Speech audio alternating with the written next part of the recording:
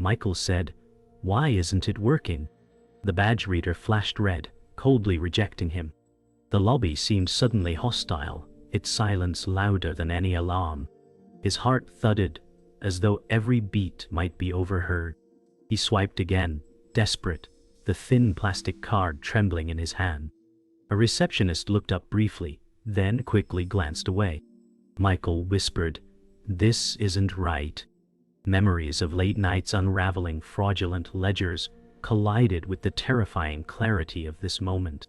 He thought of his daughter asleep at home, depending on him, unaware that the ground beneath their lives had just cracked open. Security cameras blinked from corners like watchful eyes. He pressed the badge again, his breath fogging the glass, knowing already the system had cast him out. Michael said, "They know." The red light pulsed back, cruel, final, a heartbeat that wasn't his. Michael walked back a step, every sound in the lobby magnified. The clicking of keys, the hum of lights, the faint buzz of the badge reader, all reminders of rejection. He whispered, "This isn't a glitch."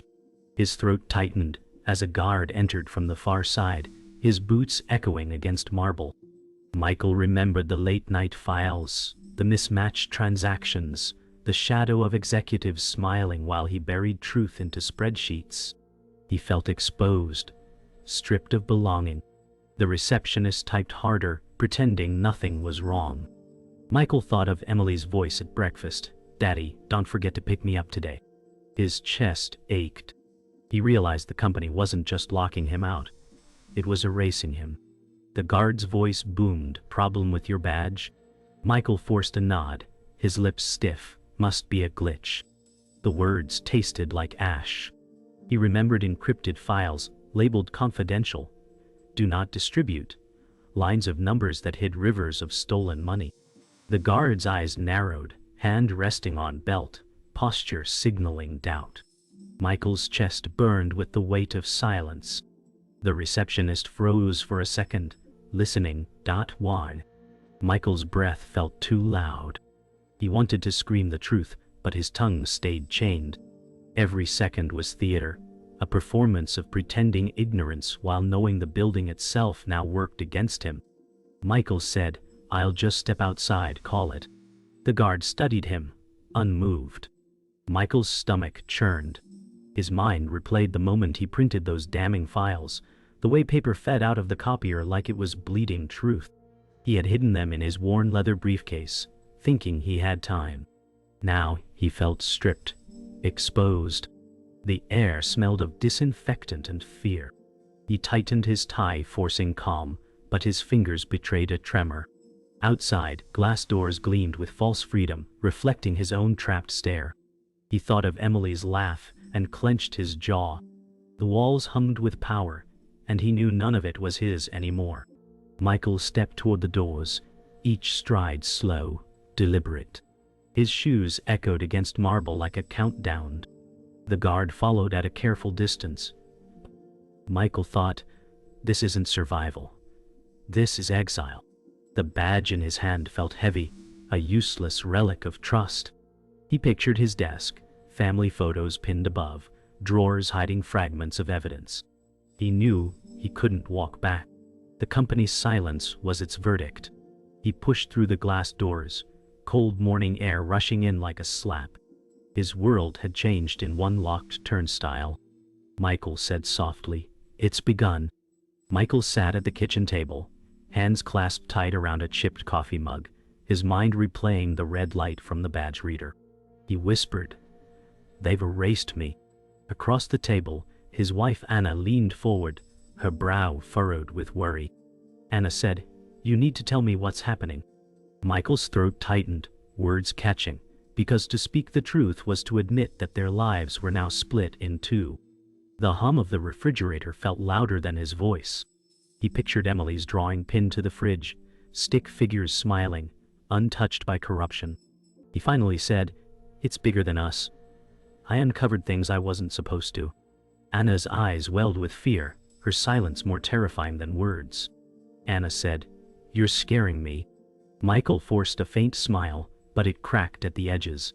He thought of the files hidden in his briefcase, each page a weapon against powerful men who smiled in boardrooms. He whispered, "I found fraud. Real fraud. Millions buried under fake contracts." Anna covered her mouth, shaking her head, whispering, "Why didn't you walk away?" Michael clenched his fists, his voice low. "Because once you see it, you can't unsee it." The clock on the wall ticked too loudly, each second mocking their fragile calm. Anna's eyes pleaded with him, but Michael knew there was no safe answer left. Michael leaned back, his chair creaking under the weight of secrets. He said, "They locked me out this morning. My badge is dead." Anna gasped softly, eyes filling with dread. She whispered, "They know." Michael nodded slowly, the silence answering what words could not. His chest tightened as Emily's laughter echoed faintly from the living room, cartoons playing, her innocence untouched by looming disaster. He felt the divide between her carefree world and the storm outside. Anna said, "You need to protect us." Michael whispered back, "That's what I'm trying to do." But deep inside, he feared he had already failed. Michael said, "I can't stop now. If I stay silent, they win." Anna shook her head, tears breaking free. She said, "If you keep going, we lose everything." His hand reached across the table, trembling, touching hers. The warmth felt fragile, like it could vanish with the next knock on the door. Outside, a car slowed on the street, and both of them froze, listening. The sound faded, but the fear stayed behind. Michael whispered, "I have to finish this, Anna." She pulled her hand back, whispering, "At what cost?" His silence was the only answer, his resolve heavy as stone. Michael stood by the window, blinds casting striped shadows across his face. He whispered, "They'll come after me." Behind him, Anna hugged herself, staring at the floor. The weight of silence pressed against the walls. Michael saw his reflection in the glass, tired eyes, unshaven jaw, a man marked by truth. Emily's laughter carried faintly, her voice saying, "Daddy, look!" His lips trembled, but he didn't turn. He whispered, "I'll protect her, no matter what." Anna's voice cracked, "Then protect yourself too." He closed his eyes, knowing he couldn't promise both. The storm had already chosen for him. Michael walked back into the office building later that week, escorted by HR Tour. He noticed the stares of coworkers, eyes darting away as soon as his gaze met theirs. Michael said, "Guess I'm radioactive now." The HR manager, David, forced a smile that didn't reach his eyes. Michael remembered the secret meetings he had overheard, whispers about containment and narrative. Every click of shoes on marble felt like a countdown. The silence of colleagues carved deeper wounds than open hostility. Michael's throat was dry as he thought, "They want me to crumble without saying a word." His badge was gone, but the weight of invisible walls closed in. At his desk, Michael found drawers emptied, photos of Emily gone, papers missing. His breath caught in his throat. He whispered, "They've stripped me bare." The desk, once a space of identity, was now hollow, a warning carved in silence. He remembered pulling shredded documents from bins late at night, piecing together truths they tried to erase. His chair creaked under him, heavier than before. Michael's fingers hovered over his keyboard, but his login failed instantly. Another rejection. A colleague, Sarah, passed by, eyes flicking toward him, then away. He muttered, "Even ghosts leave more behind than this." In the cafeteria, Michael carried a tray, the clatter of silverware louder than voices. Groups of employees leaned together, whispering, their glances sharp as knives. Michael said softly, "Don't all look at once." He sat alone, the chair legs scraping like protest against tile. Memories flooded back, laughter with these same colleagues over coffee, the warmth of belonging. Now their silence tasted like betrayal. His appetite shriveled. Sarah paused nearby, lips parting as though to speak, then pressed shut again. Michael whispered into his untouched food, "Fear makes cowards of us all." His hands trembled with both rage and sorrow. That night, Michael sat at his kitchen table again, files spread like forbidden scripture. Anna said, "They're isolating you." Michael nodded, whispering, "Isolation is the first cut before the kill." He traced a line of numbers with his finger, proof of fraud buried under layers of deceit. His eyes burned from sleepless nights, his body trembling with caffeine and fear. Anna whispered, "You can't keep this up." Michael stared at her, jaw tight. "If I stop, it was for nothing." Outside, the wind pressed against the windows like a reminder of unseen forces. Their home felt less like sanctuary, more like a waiting cell. Sleep evaded Michael. He sat awake in the living room, shadows stretching long across the floor. Emily's drawing lay on the coffee table, colors bright against the dark. Michael whispered, "I won't let them take this from me." He remembered shredded memos, hushed voices in elevators, and the cold finality of the badge reader. Each piece of truth uncovered made the air heavier, harder to breathe. Anna appeared in the doorway, whispering, "Come to bed." He shook his head, eyes locked on the drawing. He thought, "Every betrayal sharpens the blade against me." He knew the darkness wasn't outside, it had already seeped in. Michael waited in the parking lot, breath fogging in the night air, when Daniel, his closest friend at work, slid into the passenger seat. Michael said, "I need you with me." Daniel's hands shook as he lit a cigarette, smoke curling like secrets. Daniel whispered, "You should stop this before it's too late." Michael's heart clenched, remembering years of late nights, shared jokes, the one ally he thought he could trust. He said, "You saw the numbers too." Daniel looked away, his silence heavier than denial. Michael whispered, "You're not with me, are you?" Daniel exhaled smoke and shame, a quiet betrayal filling the car like poison. Daniel whispered, "They came to me. Said if I helped them I'd be safe." Michael felt his pulse roar in his ears. He said, "Safe while I burn?" Daniel's eyes glistened, but his jaw was firm. He muttered, "I have kids too." Michael's chest collapsed inward, betrayal carving deeper than any corporate wound. The man who once swore loyalty now carried daggers for the enemy. Michael's voice cracked, "You were supposed to fight with me." Daniel said nothing, only ash falling from his cigarette onto the floor. The silence was an answer. Michael whispered, "You've chosen them." Back at home, Michael spread papers on the table, but something felt wrong. A folder he relied on was gone. He whispered, "No, not now." Anna walked in, startled by his frantic search. Michael muttered, "The files, they were here." His mind spiraled. Daniel had been near his desk last week, offering reassurance. Michael's stomach twisted with realization. He whispered, "They've set me up." Anna said, "What do you mean?"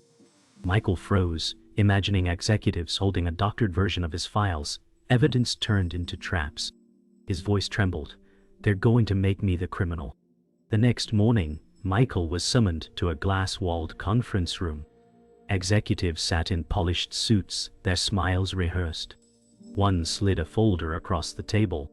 Michael opened it, stomach lurching at forged documents showing his signature on fraudulent accounts. He whispered, "This isn't mine." The executive said smoothly, "Looks convincing enough." Michael's throat closed, the trap sprung tight. He realized the betrayal wasn't only Daniel's, it was orchestrated higher, colder, and more ruthless. The room's silence was suffocating. Michael whispered, "You're framing me." Their smiles widened, polite masks hiding cruelty sharper than knives. Walking out of the building, Michael felt the world tilt. His reflection in the glass doors looked like a stranger, a man already condemned.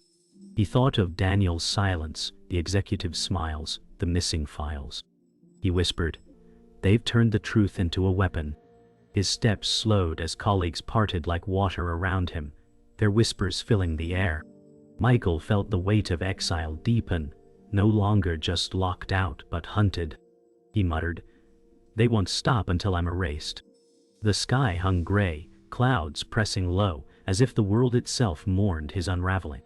Michael sat in the lawyer's office, sweat dampening his collar.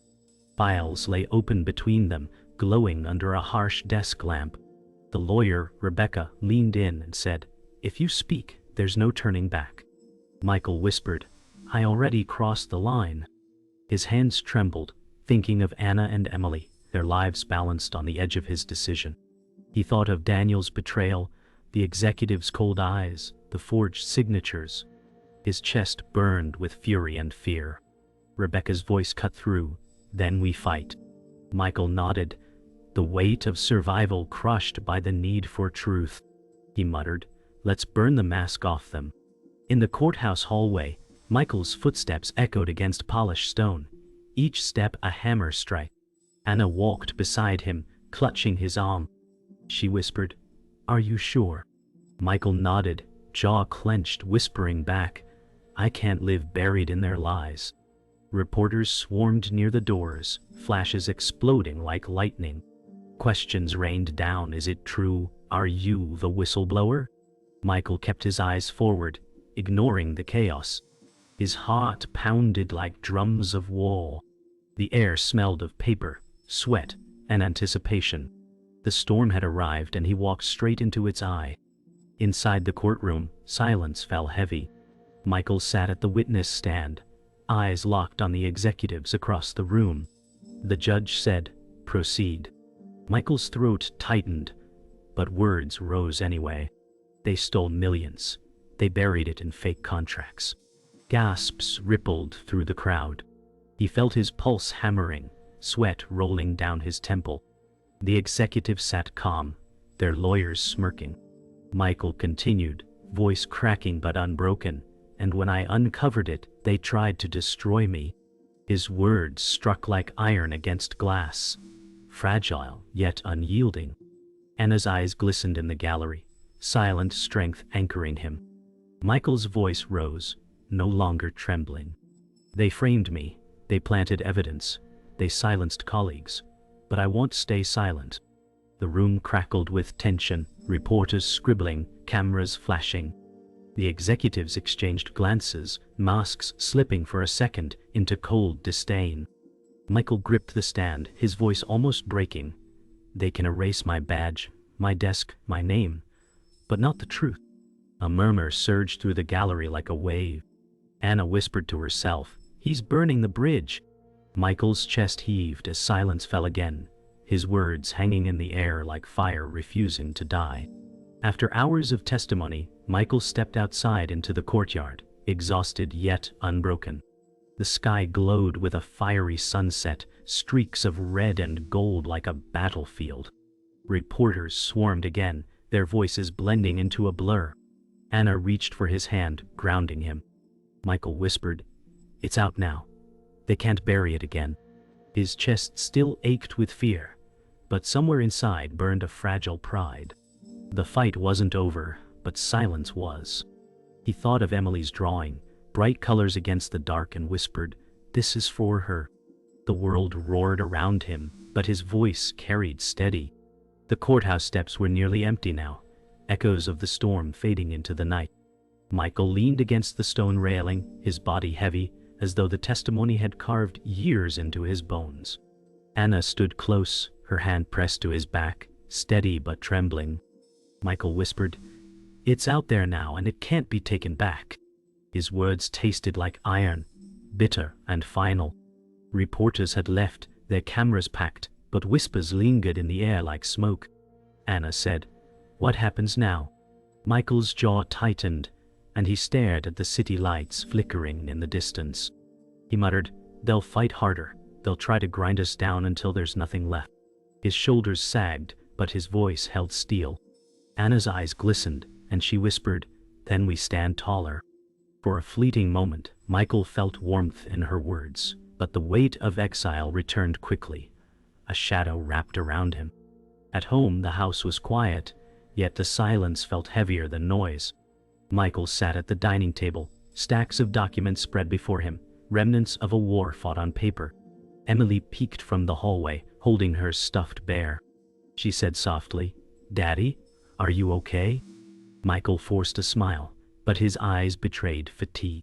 He whispered, "I'm okay, sweetheart," though his chest burned with uncertainty. Anna carried Emily back toward her room, whispering, "Let him rest." Michael buried his face in his hands, the glow of a desk lamp painting his skin in weary gold. His mind replayed the courtroom, every word dissected by strangers, every glance a silent judgment. He thought, I've shouted the truth, but will anyone listen? His body trembled, not from fear now, but from the slow bleed of exhaustion. Outside, wind rattled the windows like a warning he couldn't escape. The next morning, Michael walked the streets, the city buzzing with rumors. Newspapers in stands bore his name, headlines screaming "Whistleblower exposes fraud." Strangers glanced at him, some with admiration, others with suspicion. Michael thought, I'm no longer invisible, I'm a symbol, and symbols attract fire. His chest tightened as he passed a group whispering, their eyes narrowing when they realized who he was. A man muttered, "Hero," while another spat, "Troublemaker." Michael kept walking, head bowed, yet his spine refused to bend fully. He remembered the executives' smiles, their polished lies, and felt a mix of rage and pride rise within him. He whispered to himself, they can twist the story, but they can't erase what I said. The morning sun glared down, harsh and blinding, a spotlight he never asked for. That evening, Michael met Rebecca again, her office dimly lit, blinds casting striped shadows across stacks of case files. She said, "You've started a fire, but it could burn you too." Michael nodded, whispering, "They've already burned my life. At least now it means something." Rebecca leaned back, studying him with sharp eyes. She said, "The corporation will counterattack. Discredit, smear, maybe worse." Michael exhaled, feeling the walls tighten. He whispered, "Then let them. I've already lost everything that mattered inside those walls." His hands shook as he held a single photograph of Emily, her smile anchoring him. Rebecca said, "Then you fight not for survival but for legacy." Michael looked at her, eyes burning, and whispered, "For her." Later that night, Michael stood outside on the porch, cold air cutting against his skin. The street was quiet, but every passing car made his heart race. Anna joined him, wrapping a blanket around his shoulders. "I'll know," she whispered. "You're shaking." Michael whispered back, "I don't know if it's fear or rage."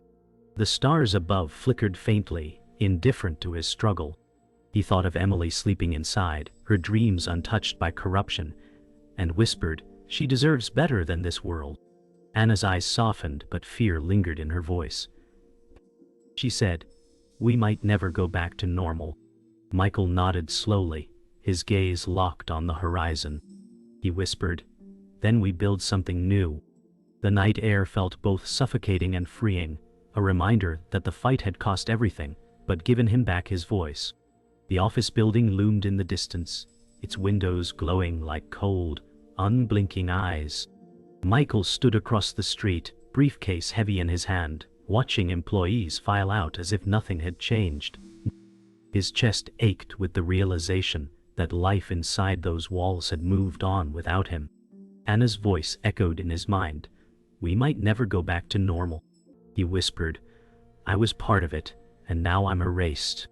Cars rushed past, their headlights washing over his face, illuminating lines of fatigue and scars carved by truth.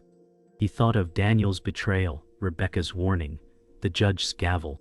But more than anything, he thought of Emily's laughter, the one sound that cut through the silence of exile. He muttered, "If nothing else survives, at least the truth does." His shoulders slumped, but his feet stayed rooted, unable to look away from the place that had cost him everything. Back home, the kitchen smelled faintly of coffee, though the pot sat untouched. Michael sat at the table, staring at blank paper in front of him. Anna leaned against the counter, arms crossed, eyes red from sleepless nights. She said softly, "You don't have to write it." Michael whispered, "Yes, I do." His hand trembled as he gripped the pen, every word weighing heavier than stone. He thought of the emails, the forged documents, the lies polished until they gleamed. He thought of his daughter's future, the kind of world she would inherit. Anna's breath hitched as she asked, "And if it ends everything?" Michael whispered back, "Then let it end with the truth." He bent forward, pen scratching across the page, his resignation becoming a final blow against the silence. Michael sealed the envelope, the flap pressing shut with finality. Emily padded in, clutching her stuffed bear, eyes wide with curiosity. She asked, "Daddy, what's that?" Michael forced a smile, kneeling to meet her gaze. He whispered, "It's something I need to do for us." Her small fingers brushed the edge of the envelope, unaware of the storm it carried. Anna appeared in the doorway, her lips pressed together, torn between fear and pride. Michael hugged Emily tightly, inhaling the scent of her hair, the innocence he fought to preserve. He whispered into her ear, "Always tell the truth even when it's hard." Emily giggled softly, not understanding, and skipped back toward her room. Michael rose slowly, the envelope heavier in his hand than steel, the weight of finality pressing into his skin. The post office was quiet, nearly empty under flickering fluorescent lights. Michael stepped forward, the envelope gripped tightly in his hand. The clerk behind the counter, an older man, looked up briefly before scanning it. Michael whispered, "This is it?" His chest rose and fell, every breath heavy with consequence. The clerk stamped the envelope and slid it into a bin, its fall sounding louder than any gavel. Michael felt his heart drop, as if a part of him had been buried. He thought of the executives, their smiles tightening when the storm reached them. He thought of Anna and Emily, waiting at home, unaware of the exact moment his life had turned irreversibly. As he turned to leave, the lights buzzed louder, shadows stretching across the sterile floor. He whispered to himself, "It's worth it." Back on the porch that night, Michael stared into the darkness, the world quiet except for crickets. Anna stepped out, wrapping her arms around herself. She whispered, "It's done, isn't it?" Michael nodded slowly, eyes fixed on the horizon. He whispered, "Yes." His voice cracked, the word fragile yet final. The stars above blinked faintly, but he felt as if the universe itself had gone silent. Emily's laughter drifted faintly from inside, a sound untainted by battles fought in shadows. Michael's lips curved into the faintest smile. He whispered, "For her, it was worth it." Silence wrapped around him, not of defeat but of conclusion. The night held its breath, and in that stillness, the truth lingered like an echo that would never die.